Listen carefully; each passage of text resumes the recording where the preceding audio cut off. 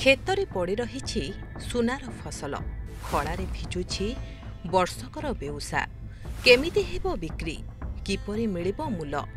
December 10 रु आरंभ हेबो धान किणा कटनी छटनी बंद हेबो।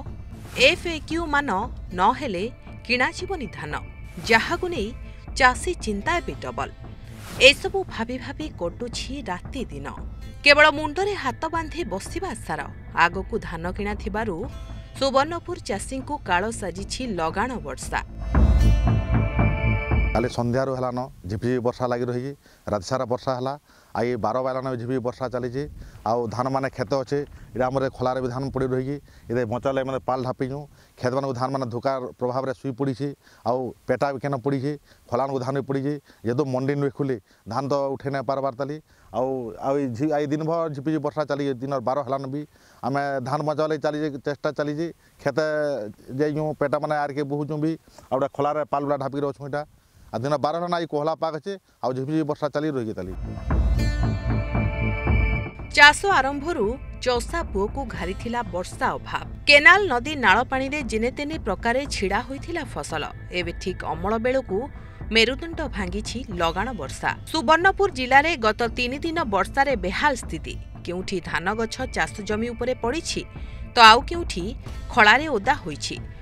नियंटिया वर्षा भित्तिभूमिर अभाव जोगु धानर मान फेयर एवरेज क्वालिटी हेबा होई पड़िछि कष्टकर।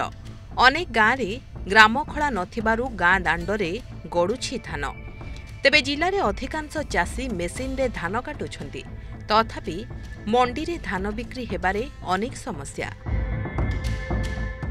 आमर इने तो 70% धान अमल हो सारान ये वर्षा ओदिना वर्षा हुए ये ओदिना वर्षा लगे सब देखुन धान मान सब एमती गदा होकर पड़ी धान गजा हेबार अति शीघ्र मुंडी खोलवार व्यवस्था करूँ।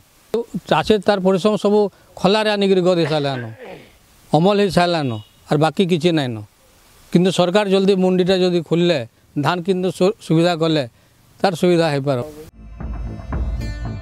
सेपटे धानर मान FAQ को नहीं चिंता बढ़ी नियंटिया वर्षा रोग पोक भित्तिभूमिर अभाव सत्वे अमल होइथिबा धानर FAQ मान बजाय रखिबाकू जारी रही परिश्रम तथापि भय काले मान खसिले बिक्री हेबनी कारण वर्षा अनियमितता हेले धानर आकार रंग शुद्धता परिपक्वता आदि गुण ह्रास हुए।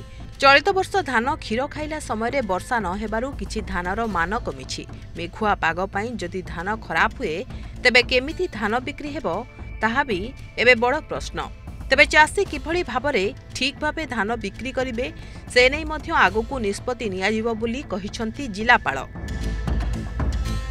फर्स्ट ऑफ ऑल आमर DLPC meeting 19th of November से दिन होता DLPC रे डेट निर्धारित करा जाए कि 10 डिसेम्बर को प्रोक्योरमेंट स्टार्ट हम दीटा ब्लॉक 10 डिसेम्बर को एंड बाकी block 15th of December start हम आउ जो दाबी रही कि प्रोक्योरमेंट को आम प्रीपोन करवा तो सिंस DLPC ऑलरेडी इटा डिसाइड करी नहीं आउ आमर प्रिपरेशन भी चली 10th डिसेम्बर को देखिकी तो at this point to prepone this to 1st December आप आम टे आम देखू कौन केमती तथ्य अच्छी और जदि एमती नीडेड रहिबो आम with consultation of all stakeholders आम कौन करवा टे प्लान कर। हाड़भंगा परिश्रम परे अंटा स्थलकू थिला चाषी हेले चाष आरंभरू वर्षा अभाव परे बिक्री समय अदिनिया वर्षा खाली सेतिकी नुहे धानर मान भल नथिले बिक्री नहेबार भय एसबू घारी हेउछि प्रतिटी चषा पुओकू आशा और आशंकारे कटुछि दिन और राति। सुवर्णपुर जिलारू कैमेरा पर्सन धनंजय दधि बामन नायकंक रिपोर्ट प्रमेय न्यूज 7 डिजिटाल।